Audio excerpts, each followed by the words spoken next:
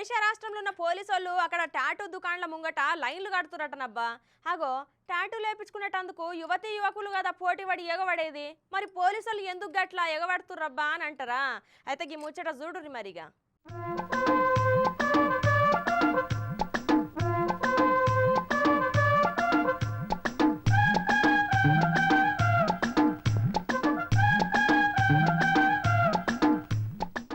అగో పోలీసులు పచ్చబొట్టు దుకాణాల ముందు ఎందుకు లైన్లు కడుతుర్రు అంటే ఇప్పటిదాకా ఎవరికైతే పచ్చబొట్టు ఉన్నదో వాళ్ళందరూ ఉన్న పలంగా వాటిని తీసేయించుకోవాలని ఒడిశా రాష్ట్రంలో ఉన్న స్పెషల్ సెక్యూరిటీ బెటాలియన్ అయిన SSB చెప్పిందటనుల్లా. అయితే ఇట్లా ఉన్న పలంగా ఎందుకు పచ్చబొట్టు తీసేయించుకోవాలి అన్నారంటే ఇక ఒడిశా రాష్ట్రంలో ఉన్న చాలా మంది పోలీసులు చేతుల మీద ఛాతి మీద పచ్చబొట్టు కొట్టించుకున్నారు. ఇట్లా పచ్చబొట్టు కొట్టించుకున్నాడు చేయబట్టి చూసేటోళ్ళ దృష్టిలో చెడు అభిప్రాయం ఏర్పడుతుంది. అట్లనే జాతీయ అంతర్జాతీయ ప్రతినిధుల ముంగట ఒడిశా పోలీస్ వ్యవస్థ ప్రతిష్టను దెబ్బతీసేటట్టు ఉండు కారణమట. అందుకే 15 రోజులకెళ్లి 20 రోజుల మధ్యలో టైం ఇచ్చిందట అక్కడి సర్కారు.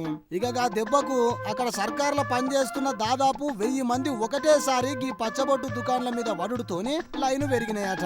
ఇక పచ్చబొట్టు ఏసుడు కంటే దాన్ని తీయనీకే మస్తు టైం పడుతుందట. పచ్చబొట్టు వేపించుకున్నాడు ఒకటేసారి, కానీ దాన్ని తీయాలంటే మాత్రం 4 సార్లు పచ్చబొట్టు దుకాణాల చుట్టూ తిరగాల్సిందేనట. అందుకే ఇట్లా పచ్చబొట్టు దుకాణాల ముందు లైన్లు బారులు తీరినాయట పోర్రి.